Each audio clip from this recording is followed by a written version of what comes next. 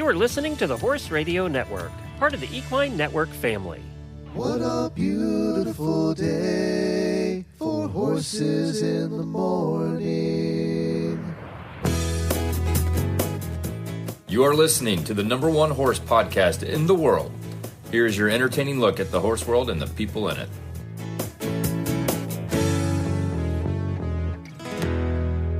Good morning, everybody. I am Glenn the Geek from Ocala, Florida. And I'm Jamie Jennings in Norman, Oklahoma. You're listening to Horses in the Morning on the Horse Radio Network for Wednesday, August 5th, episode 4012, brought to you today by Chewy. Good morning, horse people.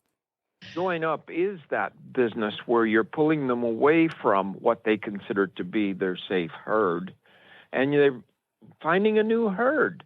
And they literally like to be with me. And one way you can prove this to yourself is that you get several people and that you tell them cheer for the horse, and they make noises or something, one of those rattling things that the kids use or something.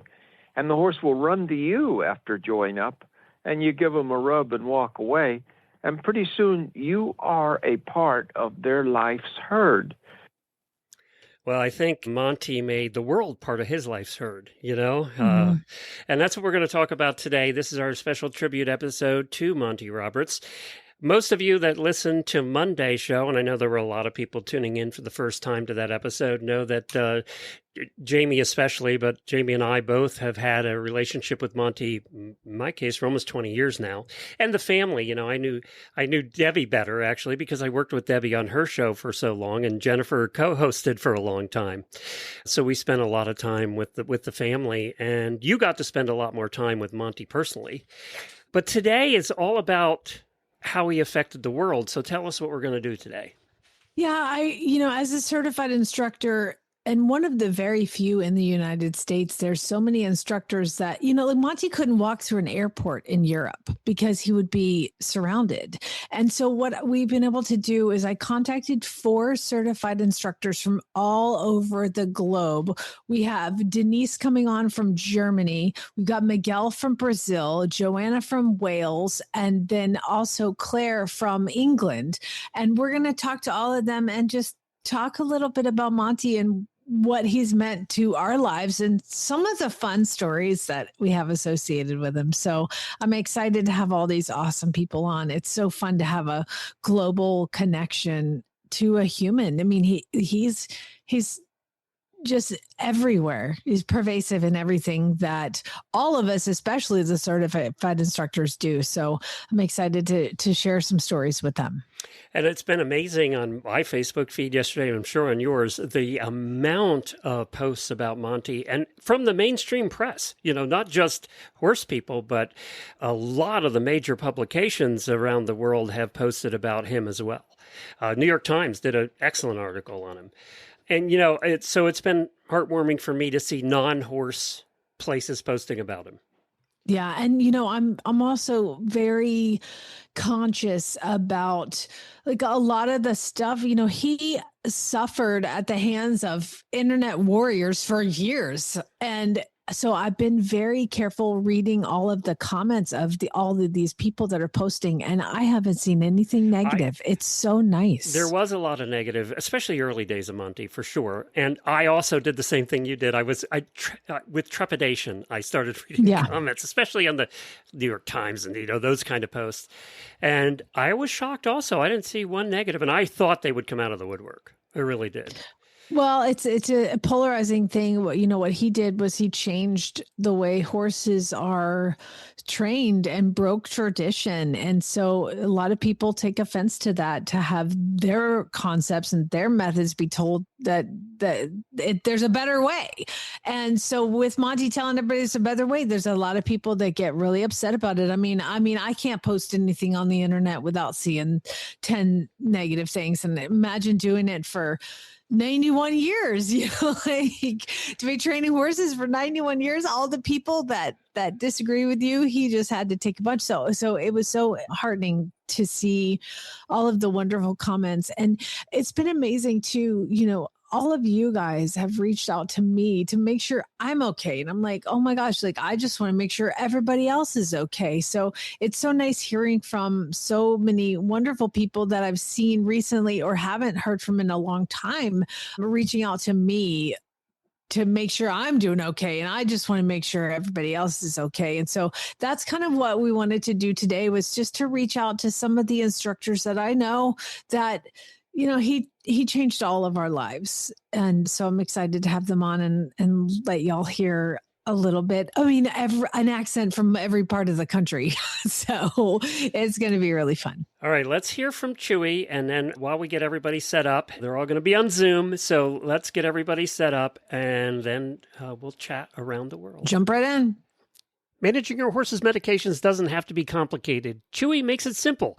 Just add your horse's prescriptions to your cart and check out with your vet's information. Chewy handles the rest by reaching out to your vet for approval and shipping your order right to your barn in just a few days. From allergy relief to joint support, everything your horse needs is just a few clicks away. I know because we use this for our horses. Plus, Chewy's licensed pharmacists are available 24/7 if you have any questions at all. Visit chewy.com/equine to get started today. For trusted care delivered for a life with horses, there's Chewy. I'm so pleased to be able to have such an amazing network of people like me and like y'all who are interested in all of Monty's concepts, but there's so many people that are just global that have spent so much time learning all of Monty's concepts, and all of us have spent so much time with him and each other as well. And I'm so pleased to welcome to the show 4 certified instructors from around the world. I just wanted to sample accents, apparently. So we're going to have a lot of different accents on the show.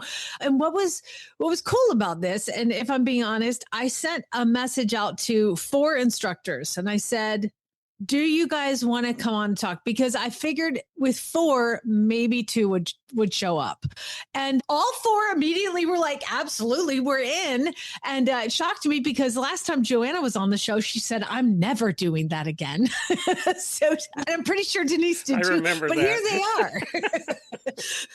But here they are. I would like to welcome Denise Heinlein from Germany, Miguel Lupiano from Brazil, Joanna Lowe's from Wales, and Claire Cousens from the UK. Hi, guys.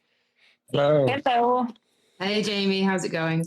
Fantastic. I'm so glad to talk to y'all, even though it is in this terribly sad week that we're all having, you know, when it's surreal because he's one of those humans that you just thought he'd be around forever. You know, like there was never not going to be a Monty Roberts. And I know that's probably silly, but I don't know. He's just such a presence. And I don't know if this happens to y'all too, but like, say, Denise, when you're training a horse, does his voice pop into your head and tell you what you're doing? Like, do you hear his voice when you're training?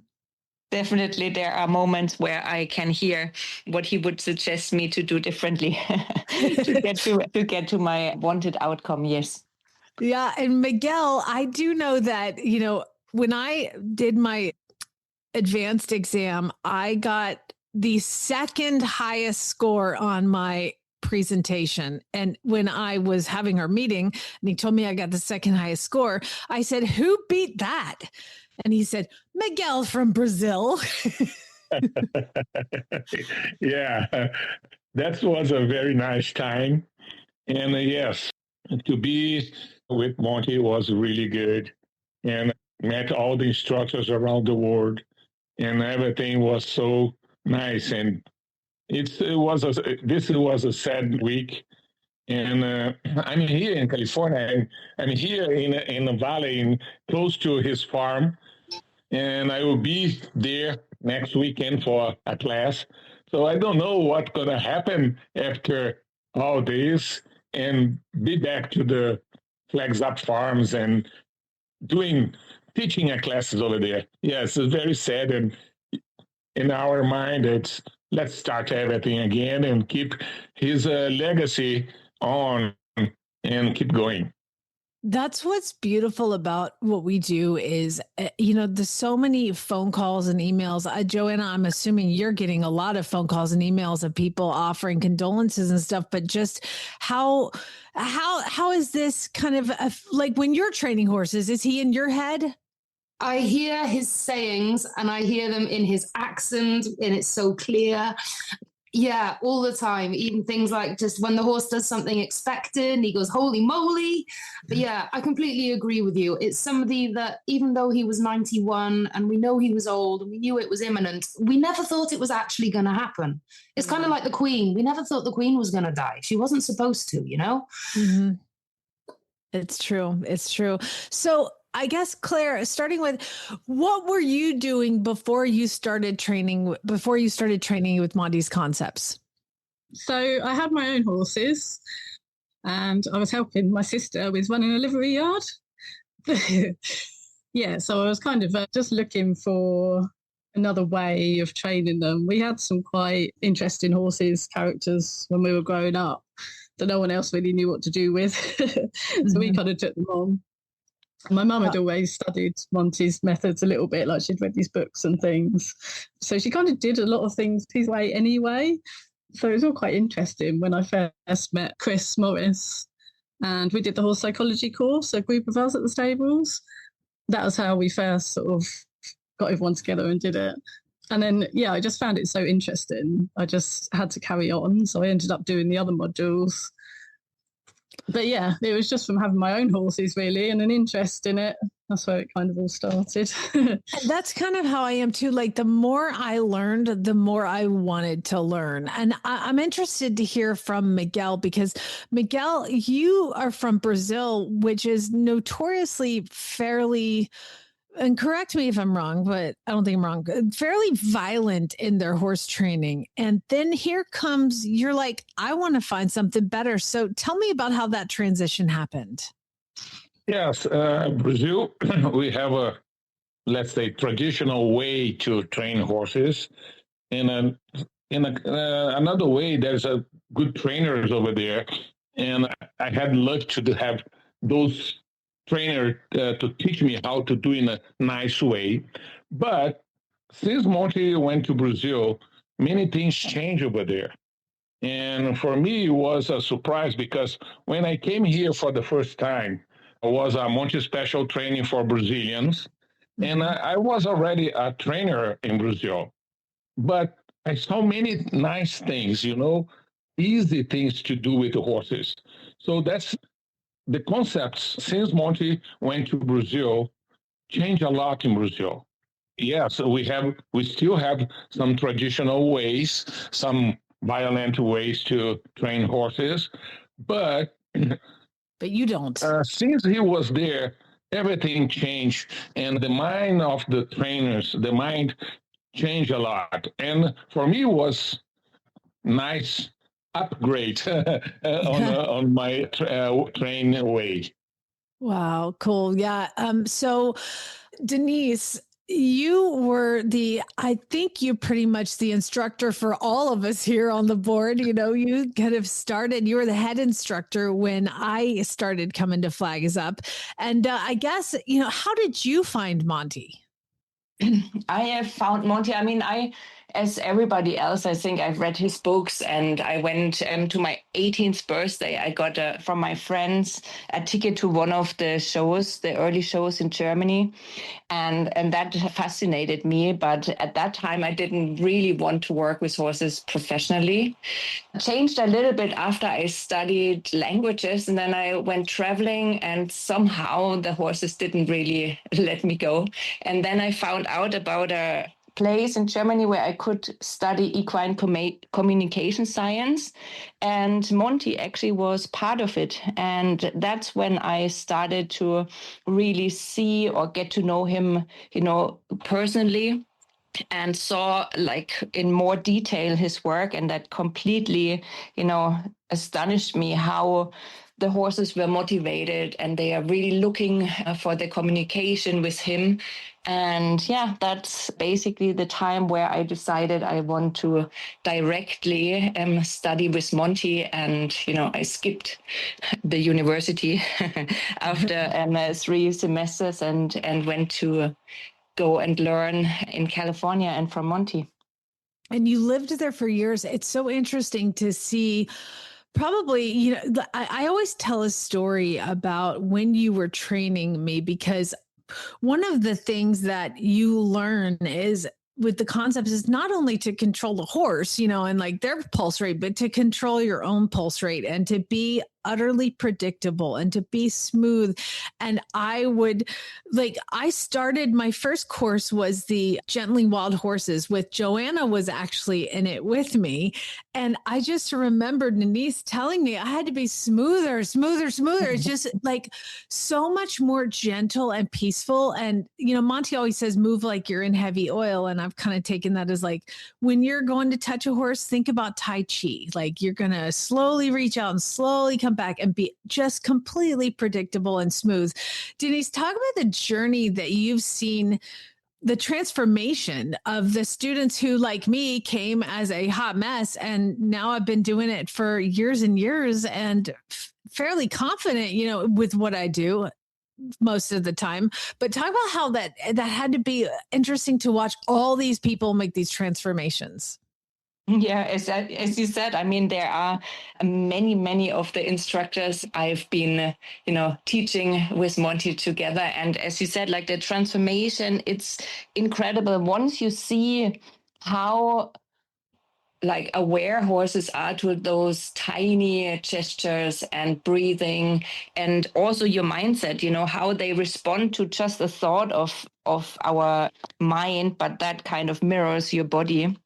It's incredible. And I think the journey of all of us is the awareness as horses are needing us to be, in the full presence and, in the control of our emotions and movements. And the more we practice to do so, and the more we practice their language equus, to try to do our best to communicate with them, the better and more confident, as you explain now, everybody gets. So it's a wonderful thing to see, everybody getting to the point where they feel like, yes, now I kind of understood. But even once you get certified, it is just so much practice. And I think that, and again, Claire, I don't know how much you keep in touch with Monty, but I know Miguel's there all the time. Denise is there a lot. Joanna's on the phone with him a lot. Mm-hmm. I think that probably the hardest thing for me is I still leaned on him so much when I would get a horse that I couldn't figure out. And I just knew I would be able to get him on the phone and talk to him about what I'm going. And he would always ask for videos, and he would ask for all the details and want follow-ups. And he just loved helping. And I think that's probably what I'm going to be the saddest about. Just 2 days ago, I was like, oh my God, I can't.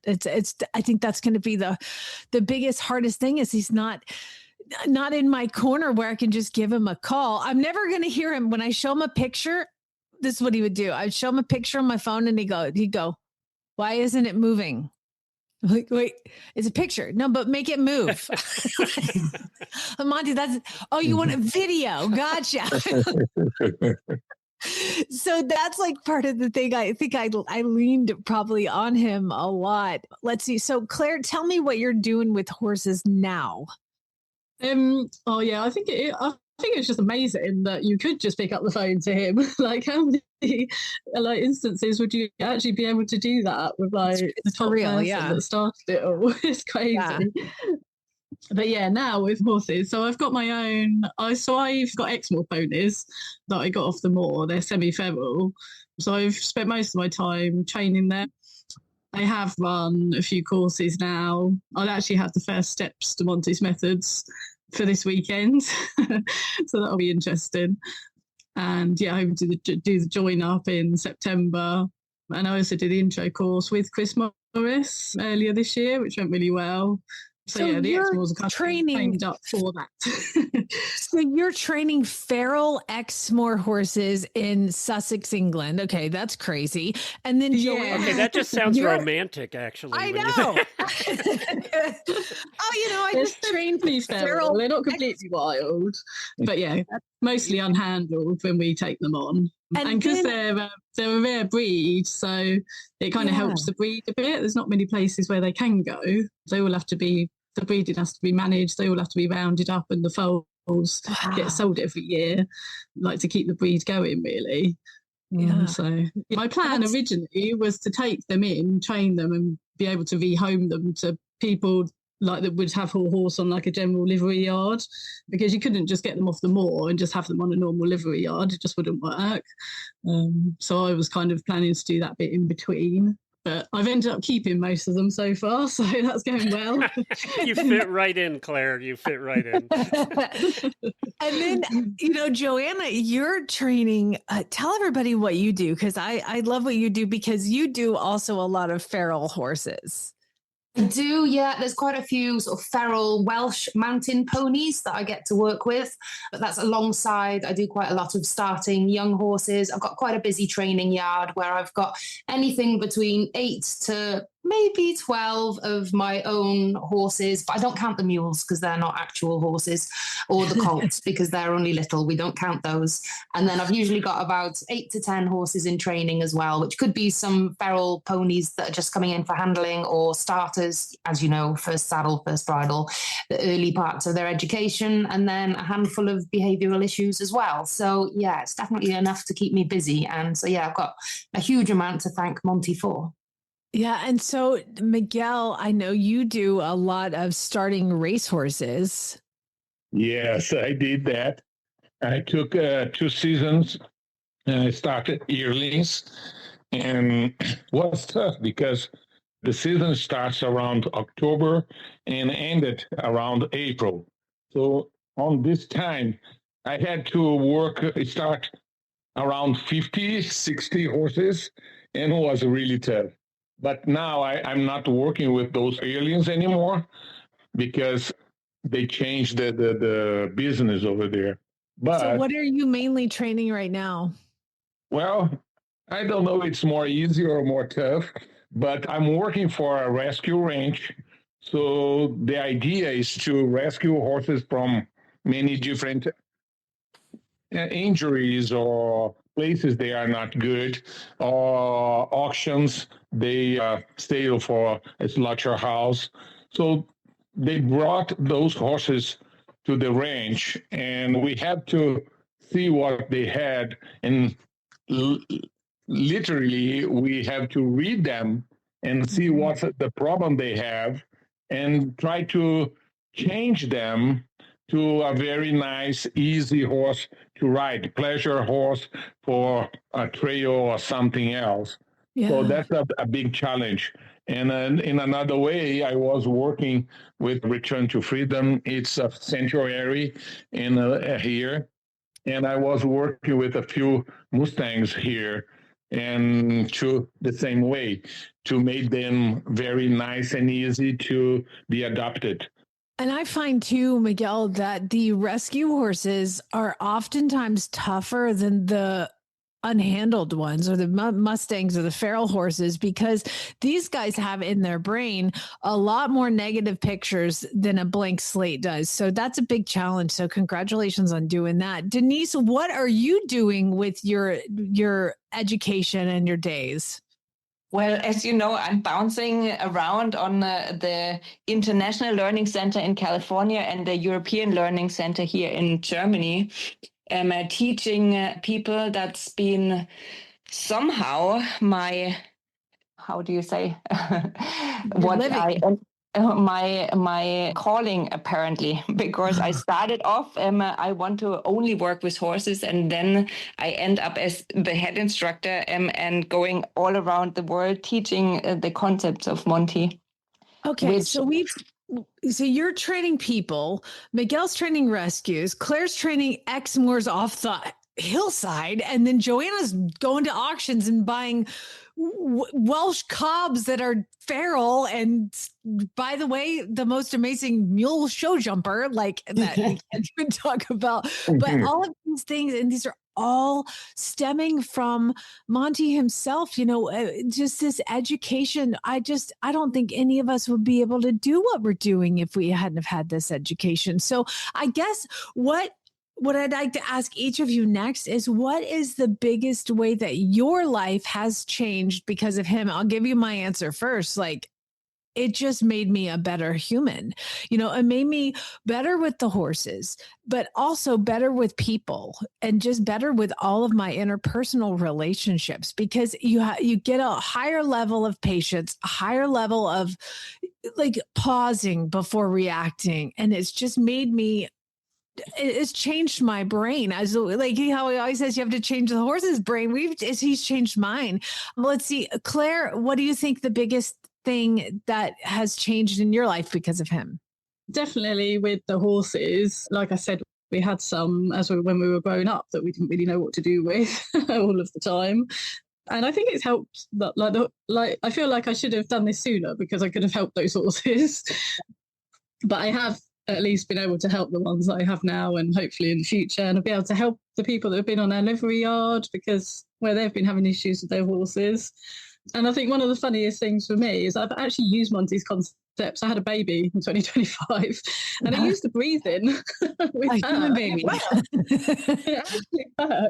So I'm still using his concepts, like you say, with people as well, in relationships, business relationships, because it's all based on trust and communication at the end of the day. Yeah. So yeah. Joe, when I met you, you had come out of the military. You were kind of a, rough and tumble Welsh girl who's living on the hillside, basically feral yourself. And here you are. Yeah. And then you went. And I'm right back to being feral on the side of my mountain in Wales. Who would have known? You went from that to like, I'm sorry, you say that now, but I do know that you had several meetings with Her Majesty, because you were Monty's tour rider and personal assistant with 5 years, I think, right? What are some of the things that you've changed? Yeah, well, he took me on when he was 80 because he wanted someone to help him travel around the world. And initially, I was only given a 3-year contract because, of course, everyone was saying when he was like 70, like he's going to stop touring soon, right? So my 3-year contract was then extended for another year because he was still going, and then another year after that because he was still going. I think the only thing that really stopped Monty from traveling and touring was COVID. Mm-hmm. Yeah. But yeah, sorry, what was the question? Just what are some of the biggest, I mean, obviously your whole life has changed in what you're doing, but how personally did he change you? I think I would have to say he opened my eyes to the power of communication. And that's not just communication between us, human to human. It's how nuanced and how subtle that even cross-species communication can be, from a handler to a horse and back again. What we can read from a horse, and then just the tiny subtle parts of body language or our breathing that can have an effect and is in its own way communication. And I think just how communication, we humans tend to think it's English. We do a lot of talking. There's so much more to it than that. And I think Monty really opened my eyes to that. Absolutely. I think too, Miguel, you now are basically living most of the year in California doing all of this and still teaching courses. And Denise, you're like traveling the world, training humans, which is like so far from what you thought you were going to do. I want to know, because I know, Denise, you've toured with him as well. I want to hear you guys, like to me, one of the funniest things that I had happen with Monty was my son running around naked in his backyard. I talked about it on Monday's show, and like Monty's reaction to that. Joanna, you were there when he came down and told everybody there's a naked man in my backyard. And it was my 2-year-old child naked running around through his backyard because I couldn't catch him. And then there's so many ways that Monty was so funny, yet so dry. So Denise, can you think of something? Gosh, one I can't even make up my mind which one I should choose. There are so many like incredible, funny, like just out of like, you can't make up that stuff. We always said you cannot make up the things which are happening, you know, out of coincidences or, yeah. So what should I say? I mean, with all of those things, I can't single out one now, but I mean, he was such a dry humor. Where he always would make like those side jokes, and then you look at him and you're like, really? That's just what he said? You know, and I mean, for us, when we started on tour in the beginning, like in 2007 and 8, and so on, and that was like incredible because he was still like so in full spirit. I mean, of course, there he was only 70, you know. Yeah, I mean, and really then he slowed down.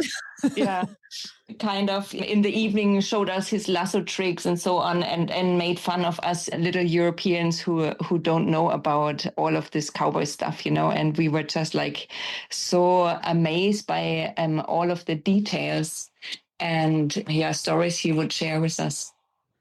So let's see, Miguel, I know, Miguel, you've got to have something, because the funny thing about Miguel is that, yes, he came for the Brazilian Monty special training, which was a week of Monty training. And this was just all Brazilians. And then there was a translator. And then you eventually became the translator for all of these Monty special training.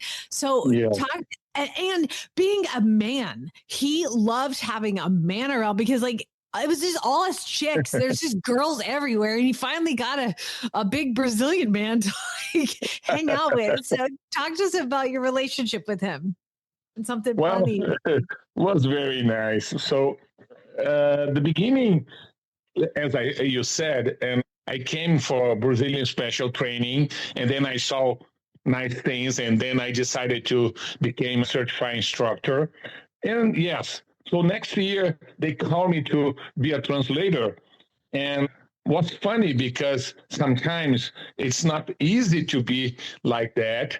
And he started talking about funny things and, hey, stop, I need to translate that. You know, he got so much exciting to explain the methods or the history, many histories he had, and didn't stop to talk. Didn't give me a chance to translate. So I was a little bit confused, but it was funny. And I think that the most funny thing we had in one of those Brazilian Monty special training, I lost a plane one time, and I didn't be here in the right time. Oh, you missed the plane. Gotcha. Yeah, I lost a plane because the plane was midnight and 1 minute. So the dates are changed. In my mind was completely different. And I lost the plane. And I arrived here 1 day later. And when I just went inside the classroom, and he was looking at me like, you know, that look he had, and said, you know, I never lost a plane in my life. Mm-hmm. I said, okay, well, normal. I lost a plane. But during the week, it was a Monty special training. He always said that, you know something? I never lost a flight in my life. He started talking every day, every minute, and look at me. And I said, okay, I have to talk about that. And he told me, oh, I have some kind of a medicine. It's X thing he had in that time. And that kept me in shape. And I never lost a flight in my life. I said, okay. He just hammered you about it. Yeah. And he was continued to talk like that. And I don't know, I was confused sometimes with that. And then I stopped talk with him in English, and I start talk with him in Portuguese, and talk with the people in English. So I changed everything in my mind. And he said, you know, I talk very well Portuguese. 2 words. All the time he said that. Yeah, it's cala a boca, means shut up, because his grandfather, he was from Portugal, and he was a fisherman. and Monty wants to know more about the professional to fish, and he said, "Get out of here! This is not," and shut up. And said in Portuguese, like, cala a boca. And he said, yeah, all around. And when we went to Brazil, he said, "Oh, I speak Portuguese very well. 2 words, cala a boca." And all the time he said that. Well, he told everybody to shut up. Yeah, it's because his grandfather said shut up, but in Portuguese. So many times. That's great. That's great. Now, Joanna, you must have something. I mean, all the times that you tailed Monty through the globe, keeping him to not miss the flights or lose the flights, you had to have some sort of something you can share about him with the Queen. Okay. Yeah. My gosh, there was some amazing travels over that time. Probably the most surreal moment I've ever had in my entire life was when I had gone with Monty to meet the Queen. We were in Sandringham and we had been working with her young racehorses. And I think we had worked with maybe about 20 that morning. And the way Monty would get excited before a meeting with the Queen, it was like seeing a kid on Christmas Day. Like, he'd get like a little boy and go through what he wanted to talk about. And he'd given me some words, some results from Lead Up International, Katie Cunningham's work down in Guatemala. And he had a presentation and he gave me a few pages that he'd highlighted parts of that he wanted me to read to the Queen.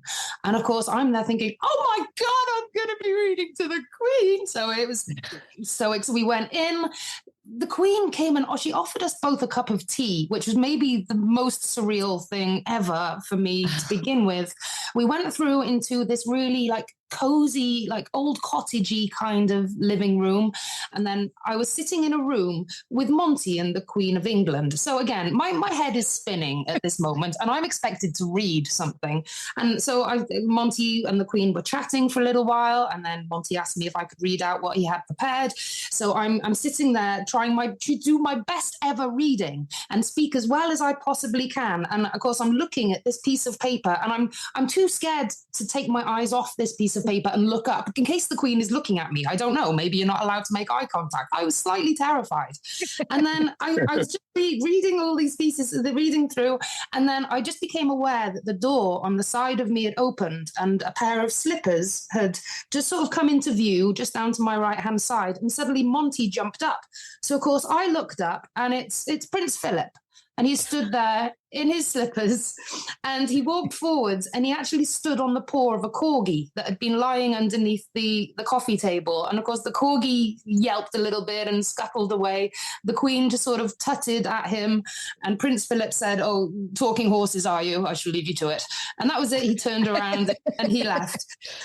And then I just had to go back to reading this piece of paper. But then I just remember leaving there that day, did that really just happen? Was I really in a room with the world's greatest horse trainer, the world's most long-standing monarch, and Prince Philip? And yeah, like I said, it was the most surreal moment ever. And the way that Monty and the Queen got along like such good friends was really something amazing to see. Yeah, here you are, this feral Welsh girl, and all of a sudden you're presenting to the Queen of England. What? I know, right? Rags to riches tale.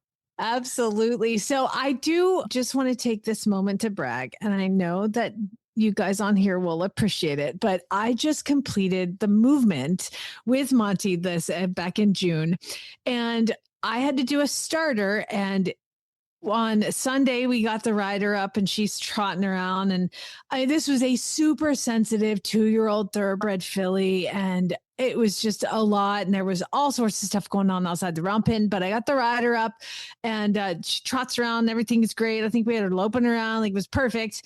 And it's over. And I bring the mare out of the round pen. And it's when Monty is walking down and we kind of meet at the gate where you bring the horses out of the round pen. And I don't want to brag, you guys, but Monty actually looked at me and said, "Good job." And then walked off. And I was like, oh my God, I just won the lottery. Denise, did you remember him being over complimentary ever? I was like, oh my God, I must have done so good to get a good job. Oh, well, if he had those moments, then you can brag about it, definitely, Jamie. Yes. Thank you. Thank you, guys. Yes. Well, this has been absolutely awesome to have the four of you on and to share all of this with everybody. And I'm certainly no eloquent speaker, but I do know that there are people all over the world that are hearing his voice in their head, and we are going to do our darndest to share that voice with as many people as we can. And I'm so glad you're educating all of you and doing courses, and Claire, you're doing them, and Denise, you're doing them. And I know that Joanna has days where she has clinics called How to Train Your Dragon. That is the best name ever for a clinic. Fantastic. And Miguel, you're still out in California here and there and helping everybody. But you guys, we're so lucky to have been able to be, by the end, as close to peers as you can with the greatest horse trainer on the planet, and to have learned from him. So I think we're all blessed, and I'm so glad you guys came on. Does anybody have any parting words that they'd like to share? Well, there are so many, I always struggle already since the last couple of days to find words to be enough grateful what Monty did for us and the world, and especially for the horses. I'm right there with you, Denise. I feel like it's impossible to try and summarize the impact that this man had on the world, not just on us personally. The changes that he made and the amount of achievements he had is just unreal for one lifetime to have accomplished so much. I think he totally completed his mission, over the top. Remember, his mission was to leave the world a better place for horses and people too. And 100% nailed it.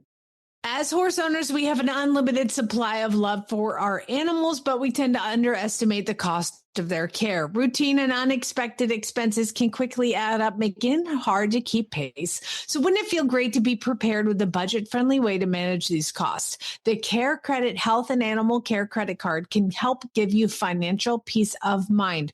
With flexible financing from Care Credit, you get to care your horse needs and then pay over time in easy monthly payments. You can use Care Credit at more than 25,000 veterinary hospitals that accept the card, and you can pay for everything from annual exams, vaccinations, parasite controls, procedures, nutrition diagnostics, and surgery.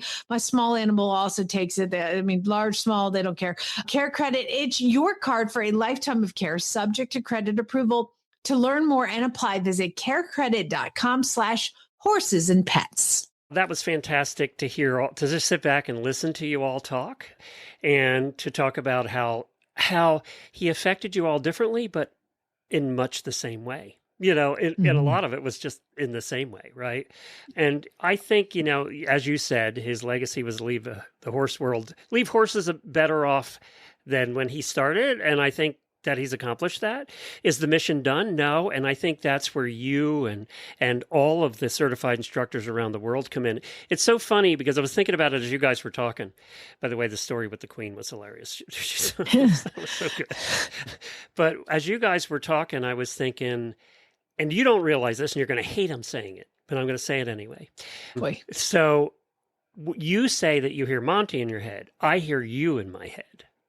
Oh, jeez. So when I'm dealing with the horses now, and when I'm dealing with Scooter, who can be a little naughtykin sometimes, I am better at what I do because of what you say. So you guys truly are, you are part of the legacy, right? You're the legacy is what all of you that were on this call, plus everybody else out there who train in his methods, are the legacy. So, and every listener's now agreeing with me because they hear you in their heads. So that's beautiful. Thank you. But it's true. And I know you don't like to think about it that way because you're just you. But I just read the book. I don't need to write one. Do you know what I mean? No, but you're taking the book and you're making the book live on. That's what you're doing, is you're creating, the book is continuing because of you. So for all of us, and I know Monty, and, I've been at Monty's, I've stayed in his house, all of that. But I hear you. I don't hear Monty. I hear Monty through you. Let's put it that way. But there you go. That's quite an honor. Thank you for saying that. So, and yes, I did hate it. You're welcome. That's what I'm here for. I hear Denise yelling at me and Monty yelling at me when I'm doing stuff. So yours is way better. I'm at least nice about it. I don't think I've hardly yelled at you at all in the 16 years we've been together. So it's all just up to you guys now to continue that. And I'm sure that, Flag is Up. What is it? The California, it has a new name now. California. It's the California Horse Center. Is going to continue on and will continue training and will continue doing good things for horses. So, and I'm sure you'll still be visiting and things will still be happening there. Debbie running the show now out there. Yeah. So there's still the international, Monty's International Learning Center. And that is where all of us just take turns going in. Like you heard Miguel talk about, he's going to go teach a course next week, so the courses are still continuing. Everything is still going.